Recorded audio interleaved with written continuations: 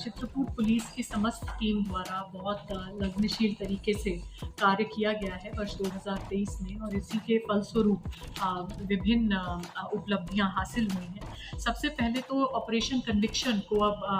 उत्तर प्रदेश शासन और पुलिस मुख्यालय द्वारा उस पर विशेष बल दिया जा रहा है। तो बताना चाहूँगी कि प्रभावी पैरवी के तहत कुल चित्रकूट पुलिस द्वारा 239 अभियोगों में इस वर्ष सजा कराई गई, जिसमें से 44 अभियुक्तों को आजीवन कारावास,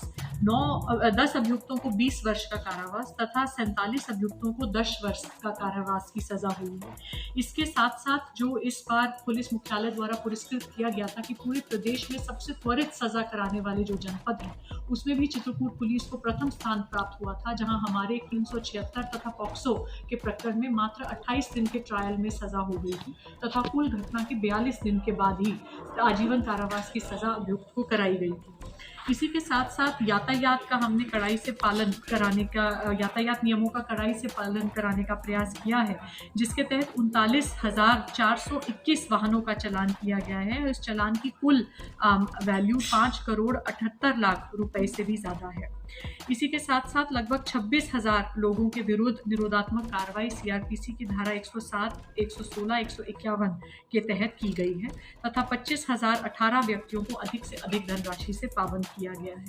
हमारे साइबर सेल द्वारा भी बेहतरीन प्रदर्शन करते हुए लगभग 305 पीड़ितों के 25,37,000 रुपए विभिन्न बैंकों में फ्रीज कराए गए हैं और 86 पीड़ितों के अब तक 33,12,000 रुपए उनके खातों में वापस करा दिए गए हैं। बालकों एवं बालिकाओं की बरामदगी, खासकर जो नाबालिग अपने घर से भाग जाते हैं या खो जाते हैं, उनके विषयों को विशेष गंभीरता प्रदान करते हुए वर्ष 2023 में ऐसे कुल 186 गुमशुदा नाबालिग बच्चों को बरामद करके सकुशल उनके परिवार को वापस सुपुर्द किया गया है। अवैध शराब के संबंध में 5,152 लीटर शराब बरामद की गई है और इसके संबंध में 464 अभियुक्त पंजीकृत किए गए हैं। साथ ही जो मादक पदार्थ हैं उसके संबंध में 1,000 से भी अधिक गांजा बरामद किया गया है तथा टोटल एनडीपीएस के 73 अभियोग अभी तक पंजीकृत किए गए हैं। जो अवैध शस्त्रों को हम अधिक से अधिक स्तर तक नियंत्रित करना चाहते हैं, उसके संबंध में 78 अभियोग पंजीकृत किए गए हैं, जिनमें 82 देशी तमंचे तथा अन्य फैक्ट्री मेड और कंट्री मेड वेपन शामिल हैं। जो सबसे महत्वपूर्ण प्रकरण हमारे जनपद में इस वर्ष घटे थे, जैसा कि आप सब जानते ही हैं, चित्रकूट जेल में जो मुख्तार अंसारी गैंगस्टर के पुत्र अब्बास अंसारी द्वारा जेल प्रशासन के साथ में मिलकर अनाधिकृत गतिविधियां संचालित की जा रही थी, उसका खुलासा चित्रकूट पुलिस द्वारा किया गया था। इसमें बहुचर्चित मुकदमा लिखा गया था जिसमें विभिन्न लोगों की गिरफ्तारी हुई थी और इसी के पश्चात अब्बास अंसारी एवं अभियुक्त नियाज अंसारी के विरुद्ध रासुका की कार्रवाई भी की गई थी और वो उसके तहत अभी भी जेल में पाबंद है। इसी के साथ एक बहुत सफल हमारा वर्कआउट एसओजी द्वारा जल जीवन मिशन की पाइप चोरी के प्रकरण में हुआ था, जिसके संबंध में बड़ी मात्रा में डीआई पाइप्स रिकवर हुई थी, वाहन रिकवर हुए थे और पूरे गैंग की अरेस्टिंग हुई थी जो इसमें शामिल था। इसी में कानपुर देहात की फैक्ट्री भी शामिल थी, उनके विरुद्ध गैंगस्टर की कार्रवाई भी की गई है और हमें उम्मीद है कि आज का पहला जो हम मुकदमा पंजीकृत करेंगे वही इसी प्रकरण में गैंगस्टर का मुकदमा पंजीकृत किया जाएगा। एक हार्वर्ड एजुकेशनल ट्रस्ट द्वारा 1,000 से भी अधिक लोगों के साथ जो धोखाधड़ी का प्रकरण यहाँ पे कारित किया था, उसका भी एसओजी द्वारा बहुत सफल अनावरण किया गया था और उसमें विभिन्न अभियुक्तों की गिरफ्तारी हुई थी और जल्द ही उम्मीद है कि कोर्ट द्वारा उनके एसेट्स को लिक्विडेट करके जो पीड़ित हैं उनका पैसा भी वापस कराया जाएगा। भूमाफिया हरिमोहन यादव के विरुद्ध प्रभावी कार्रवाई की गई थी। 1 करोड़ से भी अधिक की संपत्ति जो उन्होंने सरकारी भूमि पर बना रखी थी उसका ध्वस्तीकरण हुआ था। इसी के साथ साथ अवैध भू संपत्ति जो उनके द्वारा अर्जित की गई थी, जिसकी अनुमानित लागत लगभग 2 करोड़ रुपए थी, उसको भी इस वर्ष हमारे द्वारा कुर्क किया गया था। साथ ही ये जनपद